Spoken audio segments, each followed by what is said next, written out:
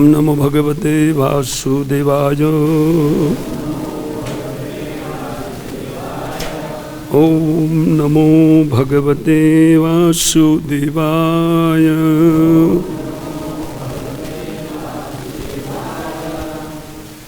ओम नमो भगवते वासुदेवाय।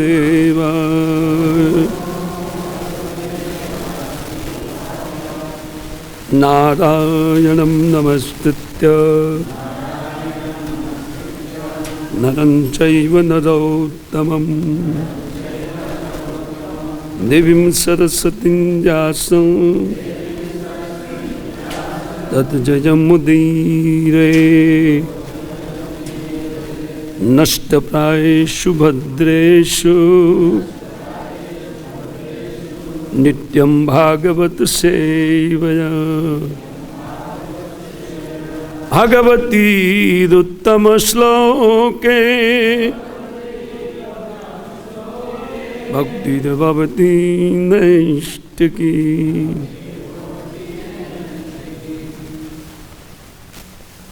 ग्रंथराज श्रीमद् भागवतम क्रम के अनुसार सप्तम स्कंद के द्वितीय अध्याय का आज अंतिम श्लोक है, 61वां श्लोक बोर्ड पे लिखा है, मेरे पीछे दोहराएंगे।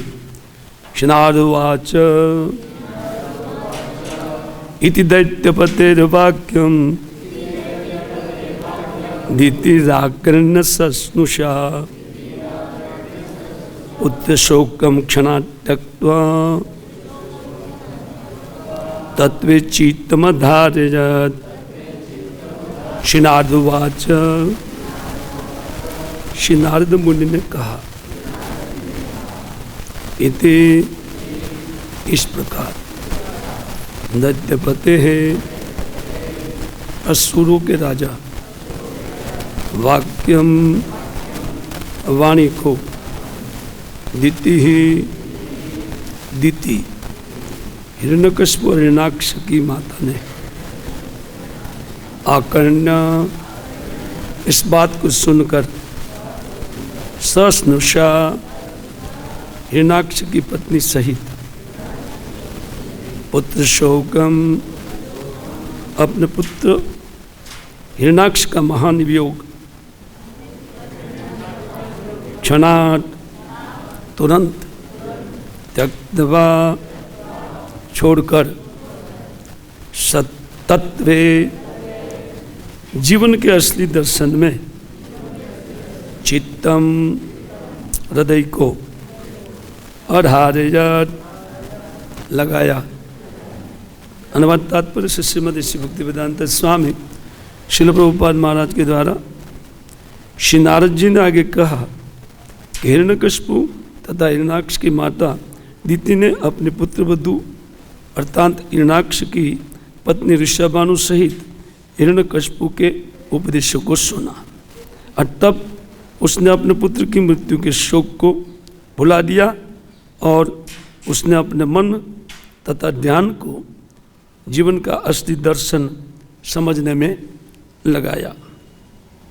तात्पर्य, जब किसी का कोई संबंधी मरता है तो वह दर्शन में अधिक रुचि लेने लगता है, किंतु जैसे ही अंत्येष्टि क्रिया संपन्न हो जाती है वह पुनः उन्हीं कार्यों में लग जाते हैं जो कार्य नहीं करने लायक है।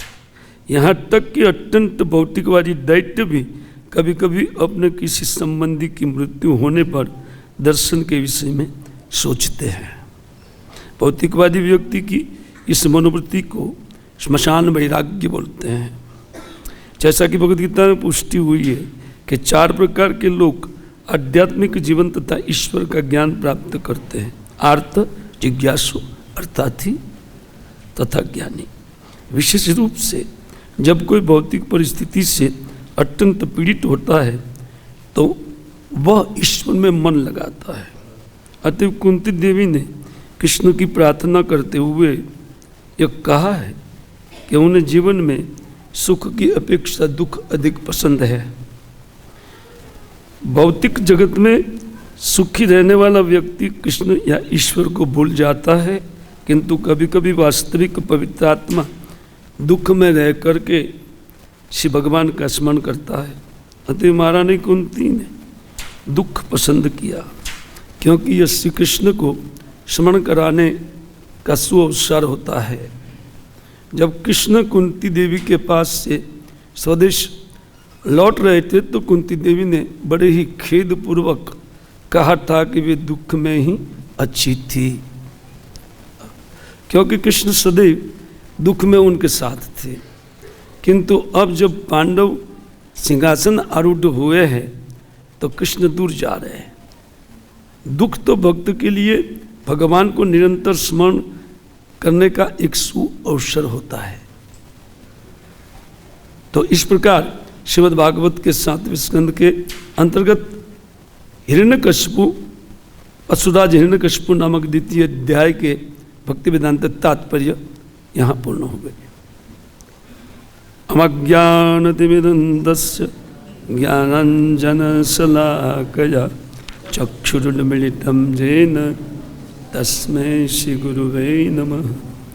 श्रीचैतन्यमनोभीष्टं स्थापितं येन भूतले सोऽयं रूपकदा मह्यं ददाति स्वपदान्तिकम्। वन्देऽहं श्रीगुरो श्रीयुतपदकमलं श्रीगुरूर्न वैष्णवंश श्रीरूपं साग्रजातं सहगण रघुनाथन्वितं तं सजीवं साद्वैतं सावधूतं परिजनसहितं कृष्ण चैतन्यदेवं श्रीराधा कृष्णपादान् सहगणललिता श्रीविशाखान्वितंश्च मुखं करोति वाचालं पंगुमलंघयतगिरिं यत्कृपातमहं वन्दे परमानन्दमाधवं श्रीगुरुनलिनतारिणं श्रीचैतन्यईश्वरं जयतं सुरतुपङ्गौ मम मन्दमतेर्गति मत्सर्वस्व पदाम्भोजो श्रीराधामदनमोहनं वाञ्छाकल्पतरुभ्यश्च कृपा सिन्धुभ्यैव च पतितनां पावनेभ्यो वैष्णवेभ्यो नमो नमः। श्रीकृष्ण चैतन्य प्रभु नित्यानंद श्री अद्वैत गदाधर शिवासादि श्री गौर भक्त। हरे कृष्णा कृष्णा कृष्णा हरे हरे हरे राम राम राम हरे।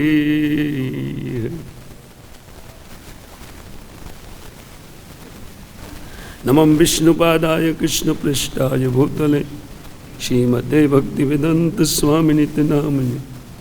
नमस्ते सारस्वती देवी गौरवाणी प्रचारिणे निधिविशेष शून्यवादी पाश्चात्य देश तारिणे। हरे कृष्ण। इति दत्तपत्यवाक्यं दितिराकर्णं सस्नुषा पुत्रशोकं क्षणात् त्यक्त्वा तत्ते चित्तम अधारयत्। तो इस श्लोक के द्वारा एक प्रकरण पूरा हो रहा है। इसकी अवतारणा करते हुए, इन प्रकरण की पूर्णाहुति करते हुए इस श्लोक को श्री नारद जी उच्चारण किए।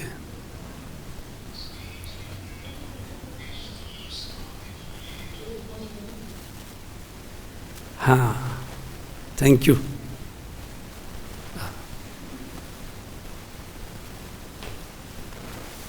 हम लोग ये पढ़ते आ रहे हैं कि किस प्रकार ये कथा युधिष्ठिर महाराज के द्वारा किए गए राजसूय यज्ञ की कथा है। और उस कथा में नारद मुनि के मुख से उन भगवान की अद्भुत गुणावली उन गाते हुए उनको सबके प्रति समान अवस्था में स्थापित करते हुए श्री नारद मुनि ने युधिष्ठिर के प्रश्न पर इस कथा को उठाया कि जिस कथा का हम लोग श्रवण करते हैं। ये पिछला वार्तालाप आप सब लोग जानते हैं कि नियमित रूप से आप लोग भागवतम कक्षा में आते हैं, इसलिए आप सब अवगत है। और अपनी माता और पुत्र वधू के शोक को इन देश कालज्ञ हिरण्यकशिपु ने उनको शांत किया, उनको उपदेश देते हुए शांत किया।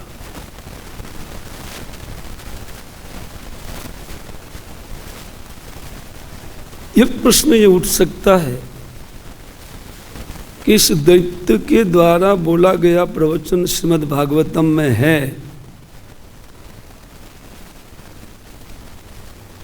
तो उनका क्या महत्व होगा, क्या वजूद रखता है। वस्तुतः इस तत्वज्ञान से युक्त ये जो वार्तालाप है वो वार्तालाप बहुत आवश्यक है।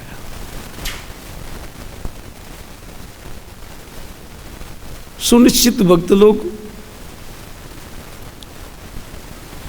उन भगवान की कथा में और उनके नाम, उनके गुणों का गान इत्यादि में निरंतर रत रहते हैं, लेकिन इस पर भी मनुष्य का चित्त ऐसा है कि वो संग दोष के कारण भटक जाता है। उन भटके हुए चित्त को वापस उनकी मूल स्थिति में लाने के लिए बहुत आवश्यक होता है।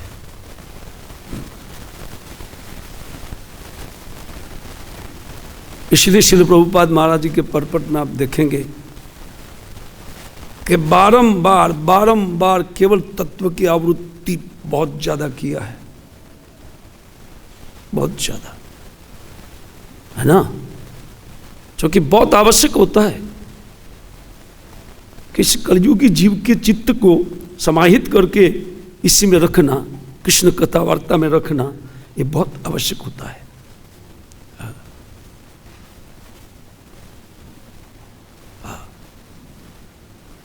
इस श्लोक में जाते हैं, इस श्लोक में कहते हैं कि उन दत्त पतिर वाक्यम दितिर आकर्ण शस्त्रुषा, उन हिरण्यकशिपु के वाक्य को, दैत्यराज हिरण्यकशिपु के वाक्य को सुन करके अपनी उन पुत्र वधू के साथ दीति ने तत्काल पुत्र शोक का त्याग किया।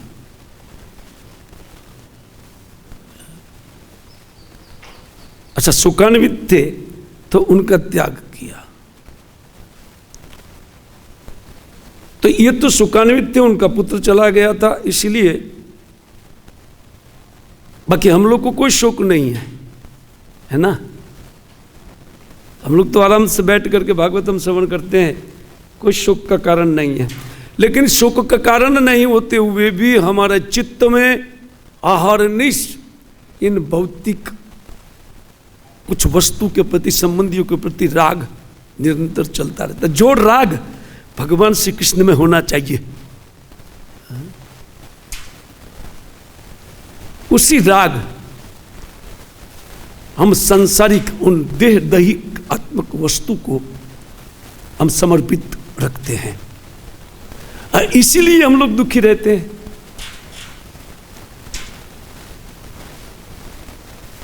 केवल दुख का कारण यही है कि हमारा जो राग है वो जहाँ लगना चाहिए श्री कृष्ण में वो नहीं लगता है, इतर जगह इस माया में हमारा राग का प्रवृत्ति होता है। बहुत कष्टकारक है।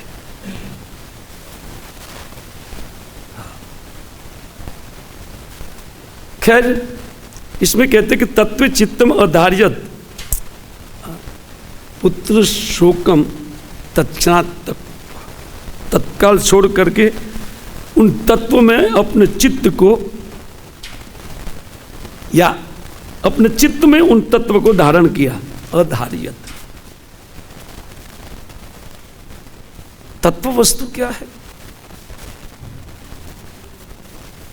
वास्तविकता को धारण किया। सुख सिद्धांत में ये बताया गया है एक आचार्य के द्वारा लिखी टीका में कि दिति ने अपने मन को मना लिया, या उनके जो पुत्र वधू थी और उनके जो पौत्र थे उन लोगों ने अपने मन को ये सोच करके मना लिया कि ना भगवत इच्छा से जो कुछ भी होता है ठीक है, ईश्वर इच्छा प्रबल है, काल के ऊपर तो किसी का कोई चलता नहीं है। तत्व आधारियत इसको कहते हैं। तत्व में उन चित्त या चित्त में तत्व को धारण किया। सत्य क्या है ना? सत्य तो उनकी मृत्यु होती नहीं जीवात्मा की, यही सत्य है। और ये संसार मिथ्या है। श्रील प्रभुपाद महाराज जी अपने तात्पर्य को 2 विभाग में बांट करके लिखे हैं। बहुत सुंदर परपट है। 2 विभाग में उन्होंने बांटा है इस परपट को। पहले विभाग में उन्होंने समझाया कि कोई कितना भी इस भौतिकतावादी व्यक्ति हो, हिरण्यकशिपु क्यों नहीं, कोई बड़ा व्यक्ति क्यों नहीं है, आखिर इस संसार में उनको दुख ही मिलना है। और दुख के कारण कभी ना कभी उनकी आंख खुलनी है, आंख खुल जाएगी। वो वापस आंख को मूंद लेते हैं, या वो अपने चित्त को इनमें समाहित नहीं कर सकते हैं। क्यों? क्योंकि तत्वों में हमेशा मन स्थिर नहीं रहेगा। यही निराकारवादियों के साथ होता है ये चीज। क्योंकि उनको कोई सहाय नहीं मिलती है परमात्मा से या ब्रह्म से। परमात्मा तो उपदेशता मनता भरता भोगता, वो तो जो कुछ भी है बस इच्छा करते जीव को सप्लाई देते हैं उनके कर्मों के अनुसार। उनको कुछ लेना देना नहीं होता है जीव के कर्मों से। हाँ, और ब्रह्म वो तो बात ही नहीं करता है कि लेना देना कुछ नहीं। तो देखिए जो आसुरी व्यक्ति अपने चित्त को स्थिर करता है, प्रभुपाद जी लिखते हैं, लेकिन कहते हैं कि वो उन मृत्यु को, अपने संबंधी की मृत्यु को देख करके उनका हृदय में शोक उत्पन्न होता है, मोह उत्पन्न होता है। और कदाचित वो शोक मोह रहते हुए भी अपने संबंधियों को समझा लेते हैं। उतने एक्सपर्ट होते हैं ये लोग कि अपने हृदय को ये भाव छूने नहीं देते। उनके हृदय में बराबर बना हुआ भाव रह गया। हिरण्यकशिपु के हृदय में मेरे भाई को मारा किसने? ना विष्णु ने, और विष्णु हमारा शत्रु है। बराबर बना रहा। देखिए प्रवचन देखिए, ये लोग तत्व में स्थित हो गए, उनके संबंधी लोग उन तत्व में स्थित होकर के उन्होंने उन शोक को छोड़ दिया। लेकिन उनका हृदय शोक मोह इत्यादि से सतत अभिभूत है, और क्रोध इतना उमड़ा हुआ है उनके हृदय में। वो तो आप देख चुके पहले इनके क्रोध को। देखिए ये है आसुरी भाव। श्रील प्रभुपाद महाराज अपने तात्पर्य में लिखते हैं कि देखिए ये लोग अपने संबंधी की मृत्यु जब आती है तो हिरण्यकशिपु क्यों नहीं है? बोलते उनके चित्त में शोक उत्पन्न होता है और इसके कारण दर्शन का वो आश्रय लेते हैं। जैसे एक निराकारवादी अपने आप को माया से ऊपर बनाए रखने के लिए दर्शन का आश्रय लेते हैं, ठीक वैसे, लेकिन उनको बचाने वाला कोई नहीं है। इसलिए दूसरे विभाग में श्रील प्रभुपाद महाराज ने भक्तों के लिए एक बात लिखा है। उन्होंने कहा कि भगवत गीता में उन भक्त की मनोवृत्ति देखी जाती है। चतुर्विधा भजन्ते माम, है ना, 4 प्रकार के व्यक्ति मेरा भजन करते हैं। अर्थात जिज्ञासी ज्ञानी, है ना। ये बहुत सुंदर व्यवस्था दिया है इस परपट से प्रभुपाद जी ने। बोला हमारे भक्तों को हम व्यवस्था देते हैं इन कथा कीर्तन का, क्योंकि भगवान की भक्ति करना तो दैत्य स्वभाव नहीं, असुरी स्वभाव नहीं है, वो भक्त बनना चाहते हैं, उनके लिए व्यवस्था दिया है। अलग से व्यवस्था किया।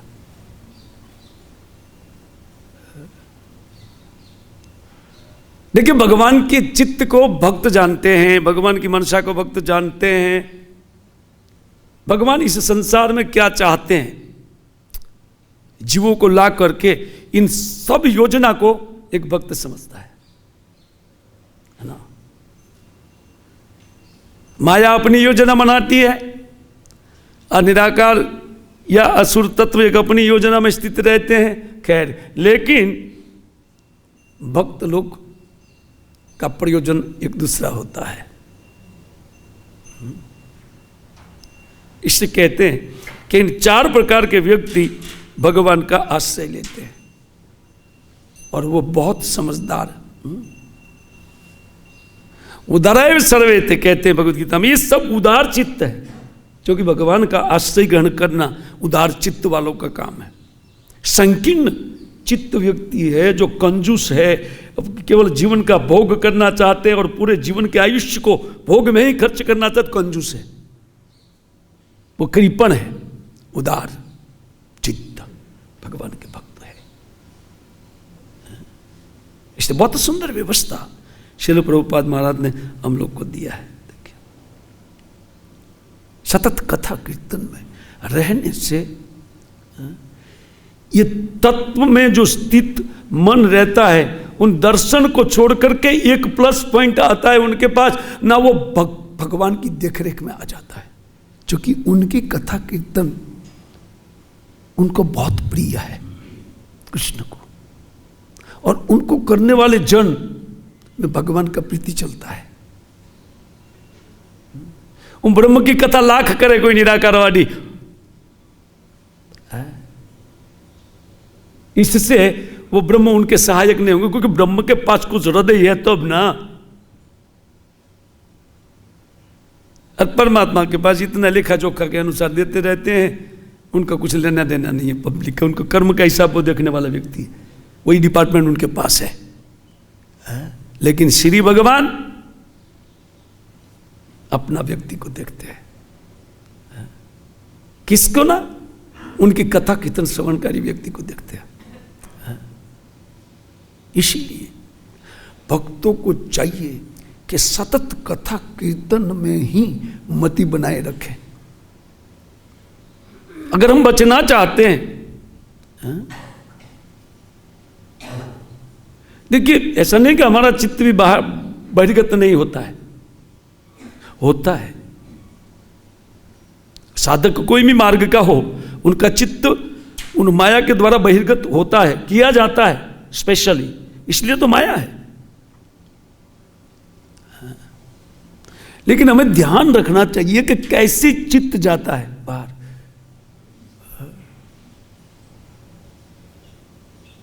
जहां राग है वहां चित्त जाएगा। देखिए, इससे जिनका चित्त उन हरि कथामृत से शोभा पाता है, या भगवत स्मरण की शोभा जिनके चित्त में है, वहां पर, या जिनका राग इनमें हो गया है हरि कथा में। देखिए बहुत सुंदर कुछ बातें लिखी गई है। नरोत्तम दास ठाकुर प्रेम भक्ति चंद्रिका में कुछ बातें लिखते हैं। आइए हम लोग वहाँ जाते हैं। कहते हैं आन कथा आन व्यथा नाही जनो जाय तथा, तोमार चरण स्मृति साजे अविरत अविरल तुझा गुण कल कल गाय जनो सतेर समाजे। बहुत सुंदर ये वाक्य है। संत लोग हमको एक स्पेशल अलग समाज में बांट करके एक अलग व्यवस्था दी है। अब हमें नहीं रहना है तो ये हमारी मुसीबत है, तब हम मुसीबत मोल लेते हैं। व्यवस्था का उल्लंघन करके हम कुछ अपना कार्य करना चाहते हैं, तब तो दिक्कत खड़ी हो जाएगी हमारे साथ।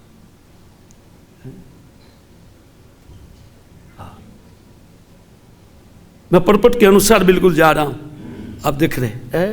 वो कहते हैं आन कथा आन व्यथा नाही, कहते ना ही जाने जाय तथा, ना ही जनो जाय तथा।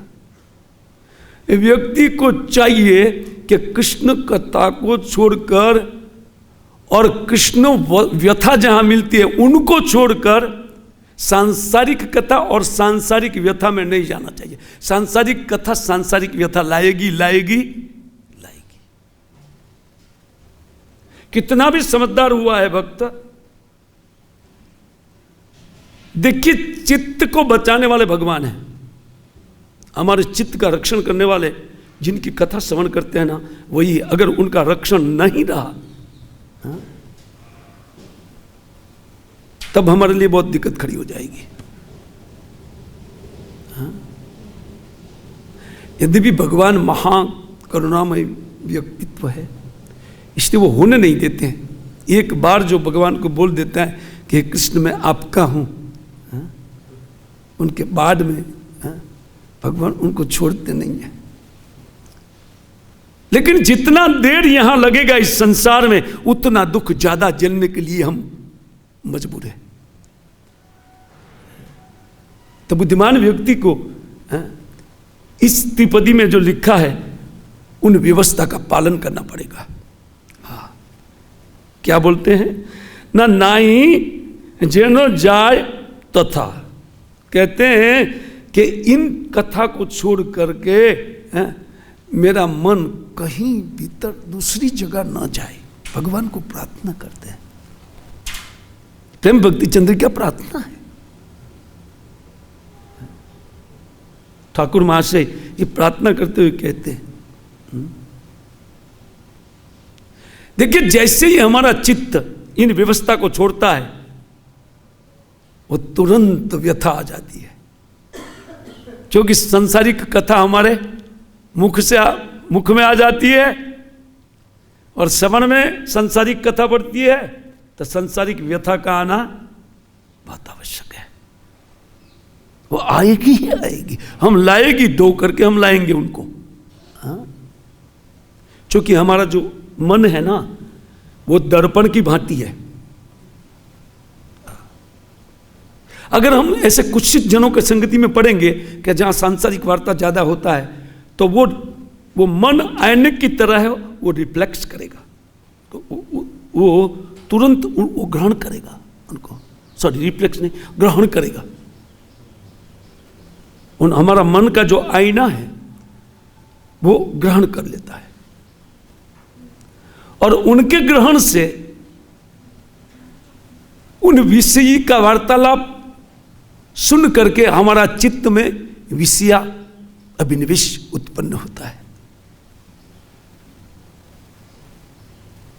श्रीमद् भगवद गीता में तो ध्यायते विषयान पुंसा संगस्तेषु उपजायते लिखा हुआ है ना।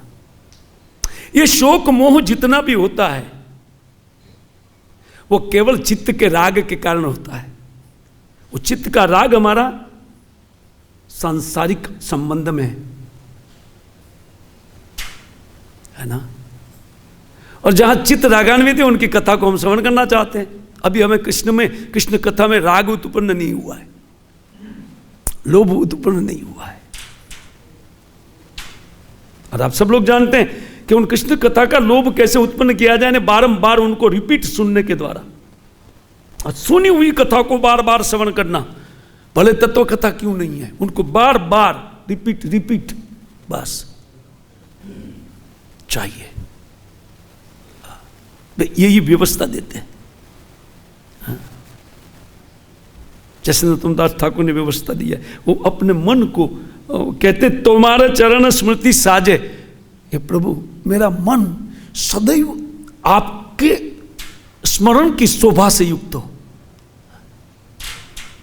दूसरी शोभा हमें सुहाई नहीं, या दूसरा कुछ स्मरण हमारे चित्त में न आए। बहुत सुंदर ये त्रिपदी में उपदेश लिखा हुआ है।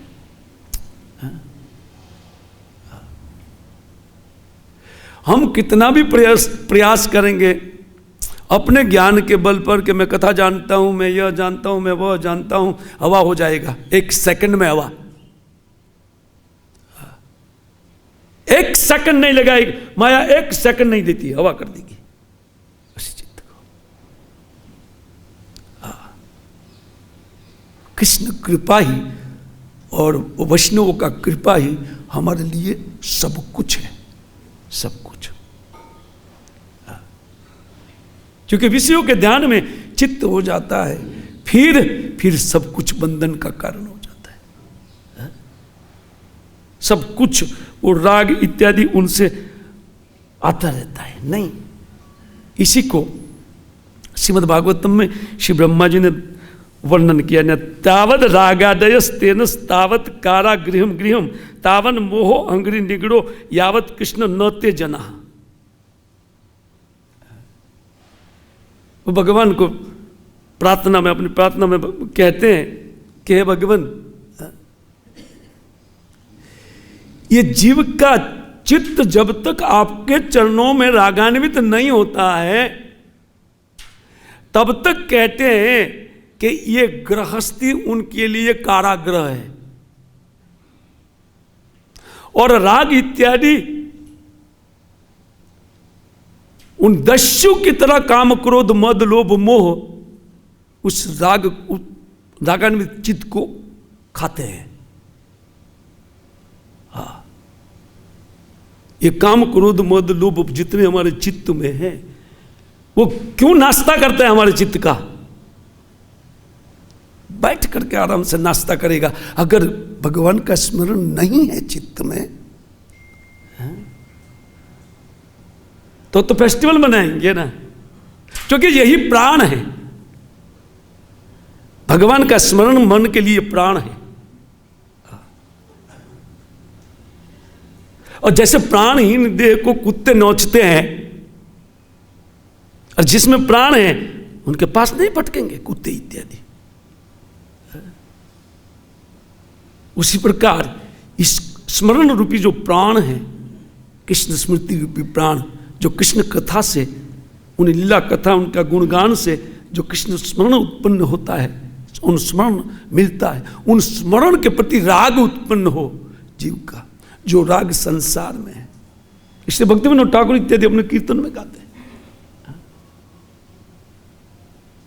वो कहते हैं कि नाम के बल से कब ऐसा स्थिति होगा कि जब इन विषयों की भांति मेरा चित्त भगवान के नाम रूप गुण लीला में लगेगा। एक विषय का चित्त जैसे रागान्वित हो जाता है, सांसारिक भावना में बह जाते हैं। और फिर जैसे वो प्रभु जी व्याख्या कर रहे थे पिछले श्लोक की, है ना, बीते श्लोक की व्याख्या कर रहे थे, उन संसारिक व्यथा में। ये तो प्रवाह है, उन सुख दुख में ऊपर नीचे जीव तारता उतारता रहता है, और कोई निस्तार नहीं है। कहते हैं भगवान, तब तक उनके लिए ये कहते हैं कि ये कामना जो है या राग जो है, उस रागान्वित चित्त में मोह उत्पन्न होता है। और मोह कितना भयानक है उनको दिखाया। वही शारीरिक आसक्ति अभी भी हमारे पास है, छूट नहीं गए हम लोग, क्योंकि राग तो हुआ नहीं कृष्ण में। ये तो श्रील प्रभुपाद महाराज की महती कृपा है कि हम लोग को इसमें रख दिया इस धारा में कि आप लोग आराम से बैठ करके ये करो, दूसरा चीज नहीं। लेकिन हम दोनों साथ में मिक्स लेकर बैठे, ठीक है ये भी ठीक है, लेकिन ये भी ठीक है, ये भी थोड़ा जरूरी है, मैं नहीं करूंगा तो क्या हो जाएगा, ये हो जाए, कुछ नहीं होगा, हम किसी को बचा नहीं सकते हैं। हमारा चित्त जो आक्रांत होता है ना, उसी मोह के कारण, ये मोह है, और उन मोह का विस्तार का कोई और छोट नहीं है, कोई और छोट नहीं। ये पूरा संसार केवल ये इंद्रजाल एक मोह की तरह है, जो कुछ भी है ये उनके ऊपर, केवल मोह में ही सब जीव जीते हैं। इस मोह से केवल उत्तीर्ण वही होते हैं, कहते हैं कि हे भगवान, यावत कृष्ण न तेजना, जब तक जीव आपका चरणों के में आ जाता है, आपके चरणों का स्मरण नहीं करता है ना, तब तक तो ये मोह उनको आक्रांत दस्यु की तरह उनका समय लुटता रहता है। देखिए, मानव जीवन का एक दुर्लभ समय जीव को दिया जाता है कि जिसमें वो साधना कर सकते हैं, भगवान को साधित कर सकते हैं, लेकिन वो दस्यु की तरह लूट रहे।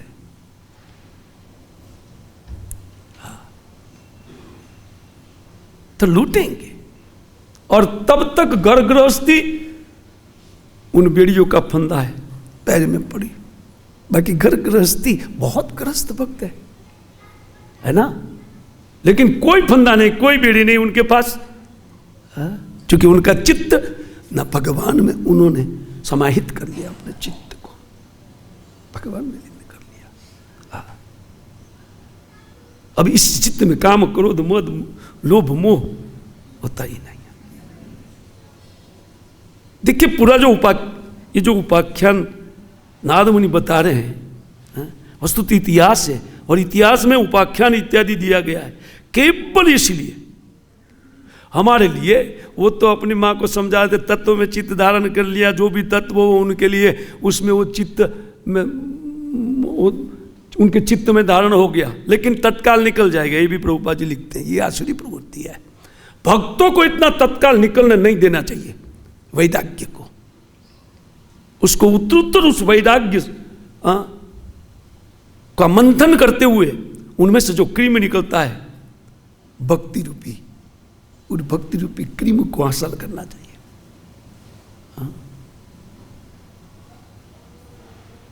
खैर, बहुत कुछ बातें लिखी इसमें, इन वैष्णव तोषणी में इन सारी बात बताई गई है। बहुत सुंदर टीका है, मैं लिख करके लाया, लेकिन इतना समय हमारे पास नहीं, उन टीका का व्याख्या करने का समय नहीं है। बाकी अगर टू द पॉइंट जीव गोस्वामी पाद का टीका की व्याख्या की जाए, अद्भुत है। क्योंकि राग स्वाभाविक, सबके चित्त में राग है। वो राग क्यों है? उन परतत्व वस्तु श्री भगवान है ना, कृष्ण है ना, उन कृष्ण में प्रत्येक जीव का राग है, होना ही चाहिए, उसमें नहीं होता है, इसलिए यहां सारा दिक्कत खड़ा होता है। और इसी के कारण सारा प्रॉब्लम भजन में साधक लोग को आता है।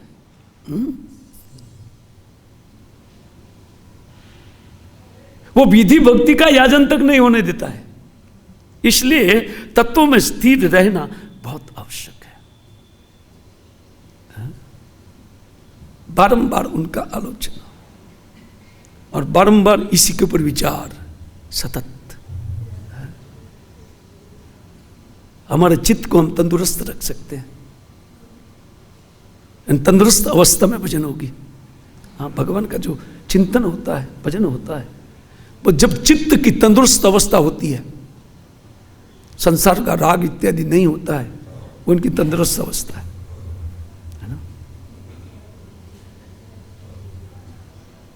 हाँ, तो कहते हैं कि वो तो स्वाभाविक, जीव गोस्वामी पाद कहते हैं कि स्वाभाविक कृष्ण में मन जाना, क्योंकि कृष्ण ही इन सब का अंशी है, स्वभाव है।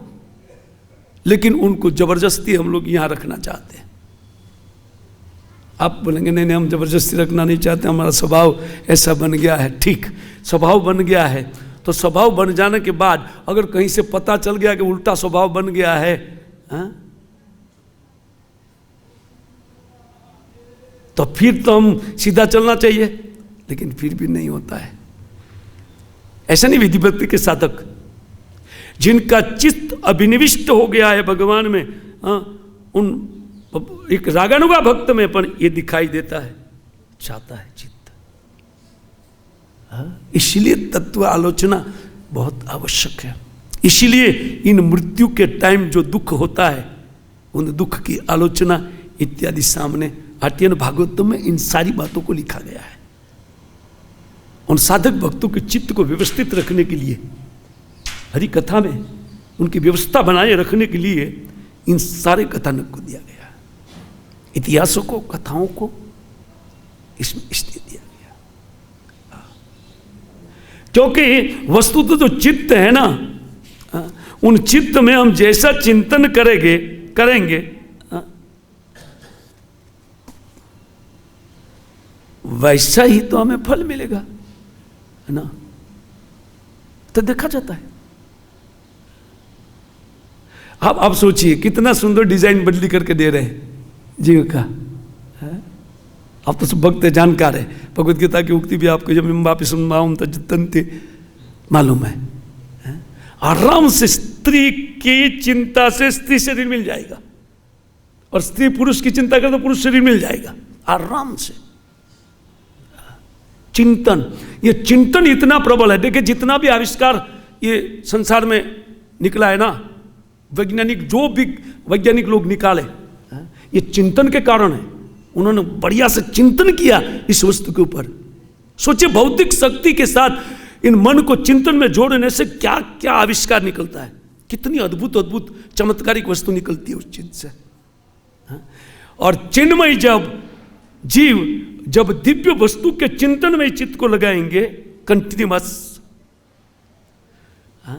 और दिव्य भक्ति की सहायता से, दिव्य शक्ति, अलादीनी शक्ति की सहायता लेकर के चित्त को अगर डाला जाए तो क्या कमाल नहीं करेगा वो चित्त, और क्या उनको नहीं मिलेगा बताइए। इसलिए इधर उधर जो चित्त भाग करके जाता है, उनके लिए अगर नहीं आता तो मृत्यु का स्मरण बहुत जरूरी है। मृत्यु का स्मरण किया जाए। एक सुंदर कथा कहते हैं साधु लोग उनके विषय में, उन कथा के हम लोग समापन करते हैं क्योंकि लगभग 5 मिनट बाकी है। एक राजा था, वो राजा को अत्यंत घातक बीमारी हो गई, और बीमारी से दिन ब दिन उनका जो शरीर है अत्यंत कृश होता चला। इतना कृश हो गया, मरने के दिन नौबत आ गई। सद्भाग्य से एक साधु उनके राज्य में आ गया, और किसी ने बताया राजा को दुख है, और दुखी है, सब चलो चलो हम चलते हैं। बोले बीमारी है, अरे बीमारी है तो ठीक करेंगे।